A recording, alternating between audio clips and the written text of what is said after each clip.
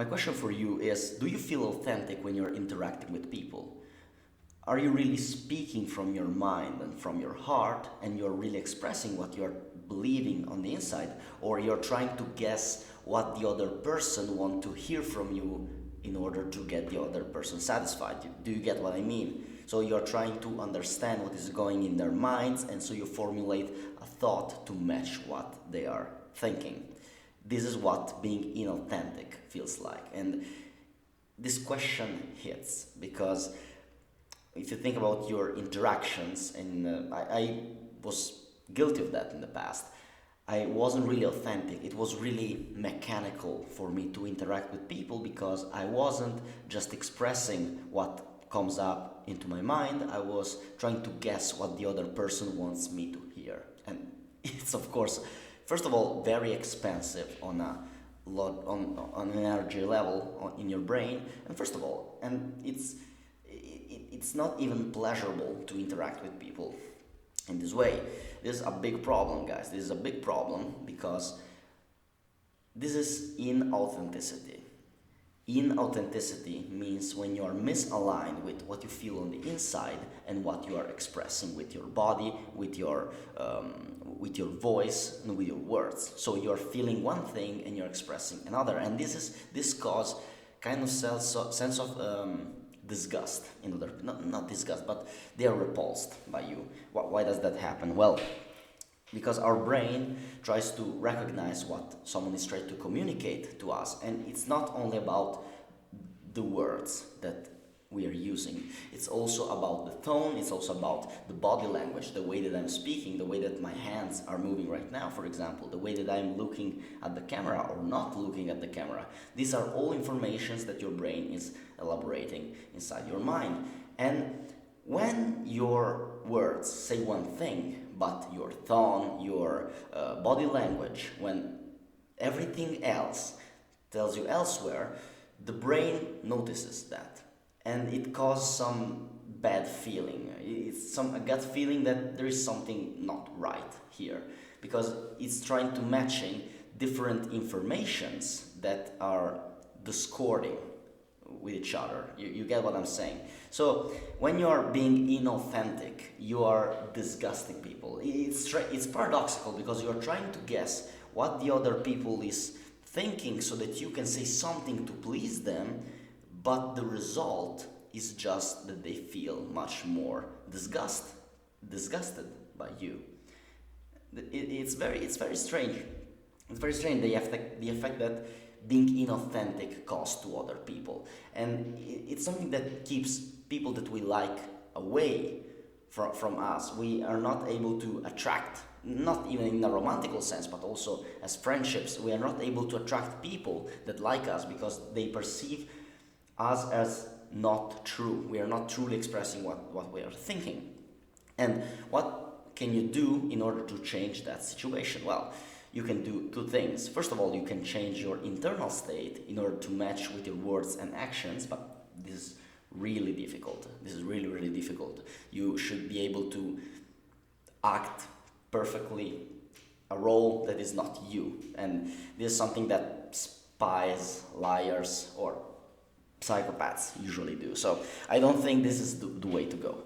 What I believe is the way to go is the second option, which is to listen at your internal state and stop saying or doing things that are incoherent with your internal state.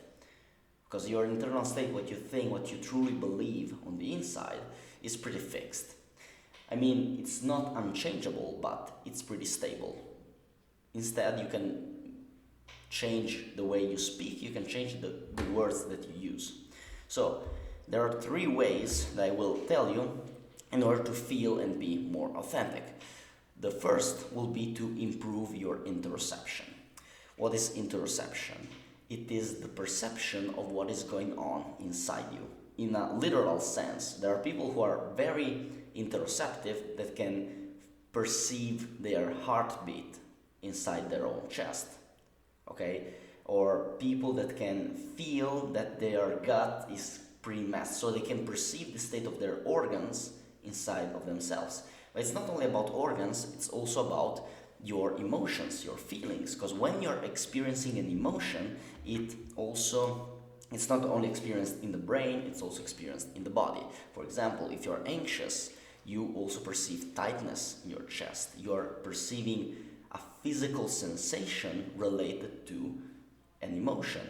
When you're perceiving fear, you perceive an increased heartbeat and ventilatory rate. You breathe more, okay? There is a consequence in your body for your emotion. So start to pay attention, or that start to have start to perceive the signals that you hear from your body when you're speaking. For example, if you're saying a sentence, if you're saying something, do you feel weak or do you feel strong? Do you feel grounded, confident to deliver what you're saying? Start to perceive how do you feel when you're speaking. For example, right now, I'm feeling pretty strong, I'm feeling pretty confident, I feel good in my body, I feel well talking about this kind of topics to you, okay?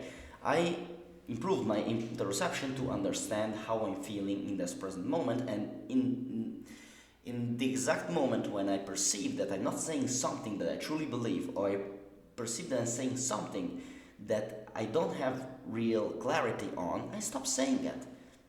So start to develop this signal. Use it as an exercise. When you're speaking to someone, to your mom, to your dad, to your brother, to your friends, whatever, start to perceive your interoceptive state. How do you feel while saying certain things? How do you feel while saying another stuff?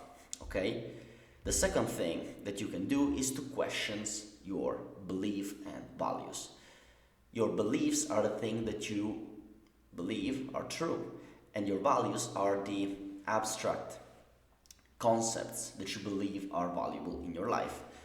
So my question for you would be, take a piece of paper, take a pen, and start to write down the answer to the question that I'm giving right now to you. Which are the ideals that you believe are important and you want to live by?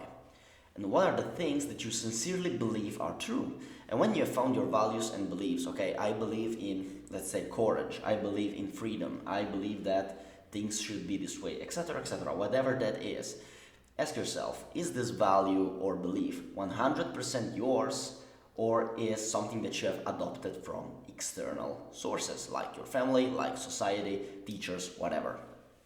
And I get that it's difficult to understand if something is 100% coming from you or the external world, but there is a way to understand that. Of course, there is nothing that is 100% you, because we receive influence from every source. But in order to understand if something is authentic to an exercise that you can do is to try to recall a memory where this value was helpful for you. For example, discipline is one of my values, and I'm pretty sure about that because I can recall that the times where I was doing judo and I didn't want to go to train, I forced myself, I was disciplined to still go training when I don't feel like it. It was something that served me in the long run because I was able to achieve some remarkable results in that sport, okay? This is something that a value they adopt, and I believe is true for me because there is a memory associated to it. So, once you have understood your values, once you have a proof in the past of the values that you believe are authentic to you, start to embody those values and with concrete actions. Okay, try to embody those values with daily actions, and then words will follow. The way that you speak will follow, okay? The third thing is a reflection. Take the same piece of paper, take the same pen, and ask yourself, when were you punished for being authentic? Because there were a time in the past when you were punished to be authentic. I'll give you an example right now. I'm not able to tell people loudly my goals. I don't like that. And I always wonder, why the hell do I don't like to tell people my goals? Why do I don't like to tell them, oh, I want to do this, I want to do that? And I will tell you the story. When I was around seven, I was always curious about other people. I was always curious, why do people think in the way that they think? Why do people act in the way that they act? Okay, I was always curious about human behavior. And I remember that I gone to my dad, I was 7, and I told him, hey dad, I want to be a psychologist one day. He looked at me in the eyes, he laughed and said, oh, you're never going to find a job, that's a stupid choice. And I remember that this desire of mine, with this thing that I wanted to share with my dad, was suppressed in that moment. And this is where I stopped being authentic in my life. This is the moment where I stopped listening to my own desires, because someone told me, hey, that's stupid. Someone who was my parents, someone that should have supported me, said to me, hey, that's stupid, you shouldn't do that. Ask yourself, what was a time in your life where you learned that being authentic isn't worth it? But is there something that you can remember or recall? A time when you talked to a friend about something and he said, it's not really a great idea. Or the time where you shared something that was truly yours and someone rejected it. What was the time where that happened? Try to recall it and to sit with that memory. Try to sit with that memory to elaborate it. These were the 3 ideas and the 3 ways that I believe are good, are helpful in order to become more authentic over time. So I hope that this video was useful for you. I hope that I sparked some intuition. In the case that you found this useful and would like to get more personalized advice on your situation, I would be happy to help you. In fact, you can book a one-on-one call with me. There is a link in the description. And I would be very happy to help you, and it's fun actually to listen to like-minded people and their stories. So I would be very curious to learn about you. The video is over. Thank you for watching, and aim upward as always.